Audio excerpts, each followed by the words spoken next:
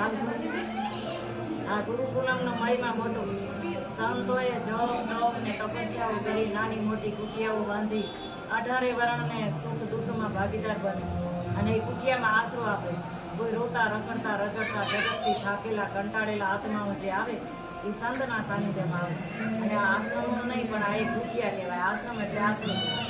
એમાં એ સંતોને 18 વર્ણને આશરો આપતા હોય એવા સંતોના સાનિધ્યમાં દર વર્ષે ગુરુ પૂનમ આપણે ઉજવીએ છીએ. હું ત્રીજી પેઢીએ છું. મારા દાદા ગુરુ, મારા ગુરુ ત્રીજી પેઢીએ છે. તો આપણે કમસે કમ 40 વર્ષથી આ ગુરુ પૂનમનો તહેવાર ઉજવીએ છીએ. અને 18 વરણ આવે છે અને 18 વરણની હું ગુરુ બની છું. અને સરસ સારી રીતે સવારથી સાંજ સુધી ગુરુનો મહિમા ગાઈએ. આમ ભજન, કીર્તન, સત્સંગ, ભોજન અને ભજન બધું. અને એવા ભક્તો તો આવે પણ અમારા એવા આવા સિદ્ધ પુરુષો પણ આવે જોરુબા બાપુ જેવા કે માજી પ્રમુખ, ક્ષત્રિય સભાના માજી પ્રમુખ પણ અમારા માટે પ્રમુખ છે. એટલે અમારે માતાના દીકરા છે એવા નિમંત્રણ આપીએ કે બાપુ આજે આવો, અમે આ બધું 18 વરણ ભેગું થાય અને તમારા જેવા આવે તો અમારો થાક ઉતરી જાય. આ બધું થોડું કરવું આ ચોમાસામાં અઘરું પડતું હોય. વરસાદ કે મારું ગામ અને ભાવનગર કેવો, બનાસકાંઠા કેવો, રાજકોટ કેવો, 4 દિશાઓમાંથી ભક્તો આવે.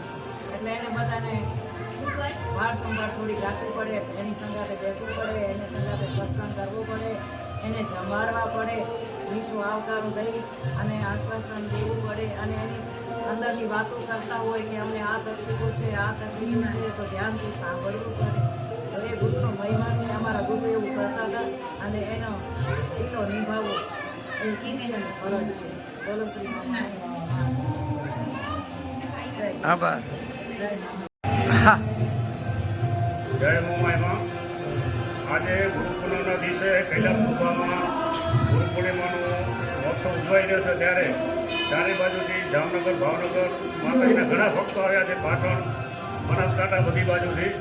અને માતાજી પાસે અહીંયા 24 કલાક ભંડારો તો ચાલુ જ હોય છે. અને અહીંયા બાજુમાં જાડેજા બોર્ડિંગના છોકરાઓની સેવા કરવા માટે આવે છે. અને કોઈ ન મળે તો માતાજી પોતે પણ રસોઈ કરવા બેસી જાય, રોટલા કરવા બેસી જાય. હું તો જેમ 15 વર્ષથી આવું છું આજે. અને એમાં મોમાઈમાંનો પડતા આપણો પહાડ છે. આટલા બધા ભક્તો અહીંયા આવે છે. વરસાદનો માહોલ છે તોય પણ ઘણા ભક્તો આવ્યા છે અહીંયા કને. અને બધાને ભજન અહીંયા કને રાખેલા છે, ગરબા રાખેલા છે, ગરબા રાસ રમશે. એના પછી ભોજનનો પણ રાખેલો છે. અને આમ ભોજન તો 24 કલાક ચાલુ જ હોય છે.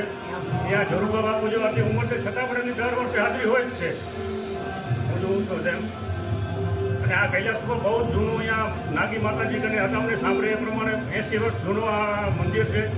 અને બહુ અહીંયા કને એમના ભક્તો આવતા જ હોય છે. અવારનવાર અમે 24 કલાક આવવા જવાનું ચાલુ જ હોય છે અહીંયા કને.